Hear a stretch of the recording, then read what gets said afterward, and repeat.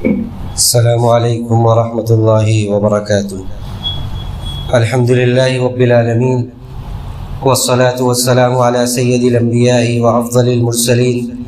نبینا محمد وعلی آلہ واصحابہ اجمعین، اما بعد، اعوذ باللہ من الشیطان الرجیم۔ یا ایہا الذین آمنوا کتب علیکم الصیام کما کتب علی الذین من قبلکم لعلکم تتقون ایاما معدودات فمن كان منكم مريضا او على سفر فعدة من ایام اخر۔ معزز حاضرین، محترم بزرگوں اور دوستوں، اللہ رب العزت والجلال کے بے پایہ فضل و کرم سے ہم سب اس مبارک مہینے میں داخل ہو چکے ہیں جس کی تمنا ہم سب کو تھی، اور ہم سب اللہ رب العزت سے یہ دعا کیا کرتے تھے کہ بار الہ ہمیں ماہ مبارک تک پہنچا دے۔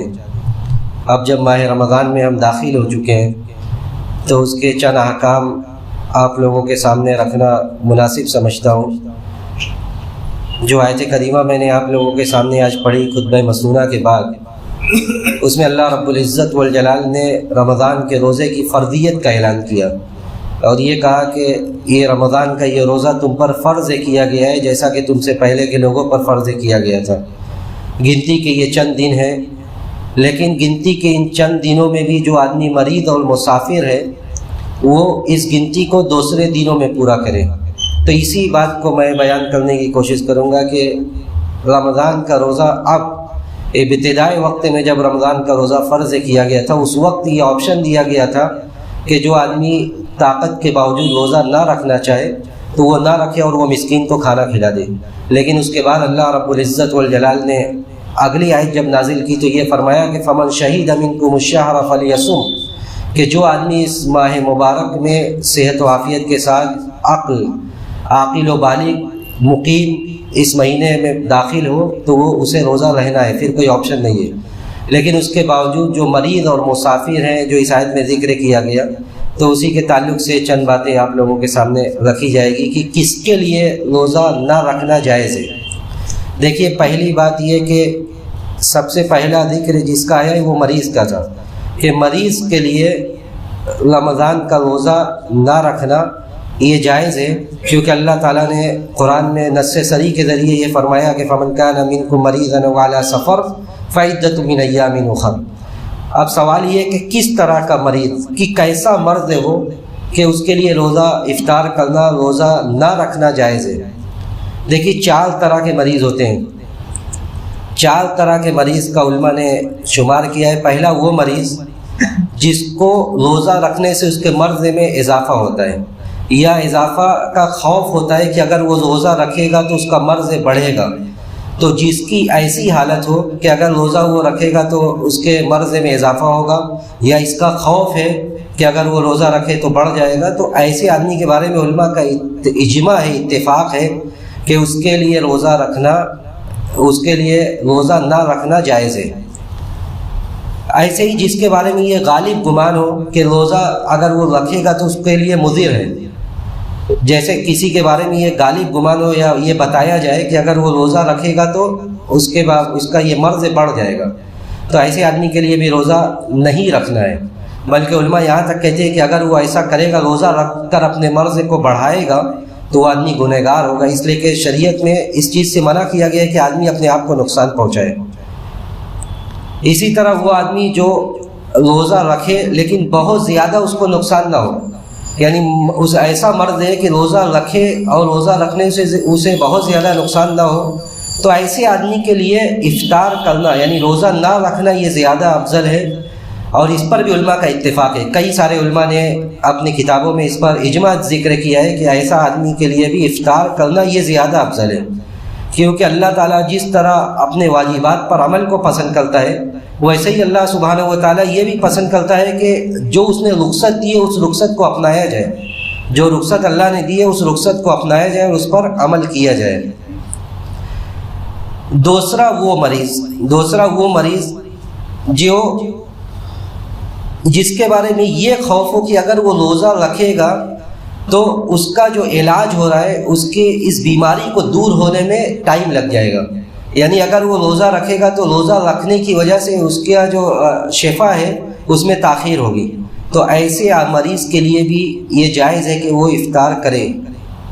کیونکہ اللہ تعالیٰ یہ پسند نہیں کرتا ہے کہ آدمی اپنے آپ کو کسی عبادت کی وجہ سے اپنے آپ کو نقصان پہنچائے۔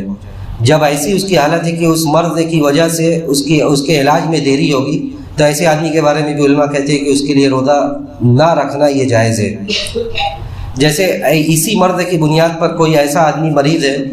اور کوئی ڈاکٹر اس کے بارے میں، کوئی اچھا معتمد ڈاکٹر اس کے بارے میں یہ کہے، چاہے وہ مسلمان ہو یا کافر ہو، یہ الگ مسئلہ ہے، لیکن وہ ڈاکٹر اس فن کا ماہر ہے، وہ اس کے بارے میں یہ کہے کہ اگر آپ روزہ نہیں رکھیں گے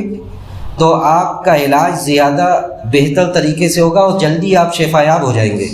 تو علماء کہتے ہیں کہ ایسے آدمی کے لیے جائز ہے۔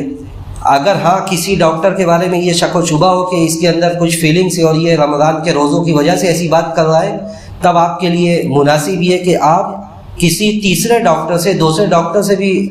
کنسلٹ کریں، مشورہ کریں اور دیکھیں کہ وہ کیا کہتا ہے۔ ایسا نہ ہو کہ ایک ایسا ڈاکٹر جس کے بارے میں شک و شبہ ہے یا یہ کہ اس کے بارے میں مشہور ہے کہ اس کے اندر فیلنگس ہے،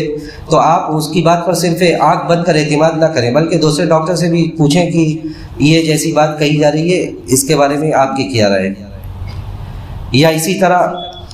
تیسرے قسم کے وہ مریض جن کے اوپر رمضان کا روزہ بہت شاق ہے، یعنی وہ کوئی ایسا مرض ہے جس کی وجہ سے اس کے اوپر رمضان کا روزہ رکھنا یہ بہت ہی مشکل ہے، تو ایسے آدمی کے لیے بھی افطار کرنا، علماء کہتے ہیں کہ کئی لوگوں نے یہ ذکر کیا کہ ایسے آدمی کے اوپر افطار کرنا یہ جائز ہے اس کے لیے۔ اسی طرح چوتھے قسم کے وہ مریض جو روزہ رہتا ہے لیکن اسے روزہ رکھنے کی وجہ سے دوا وغیرہ چھوٹ جاتی ہے، اور جس کی وجہ سے وہ اگر پورے دن روزہ رہے تو دوا وغیرہ چھوٹنے کی وجہ سے نقصان ہو سکتا ہے، دوا وغیرہ چھوٹنے کی وجہ سے نقصان ہو سکتا ہے، تو ایسے آدمی کے لیے بھی افطار کرنا جائز ہے۔ یہ 4 صورتیں میں نے بتایا، لیکن ان ساری صورتوں میں، ساری شکلوں میں یہ بات ہمیشہ ملحوظ رہے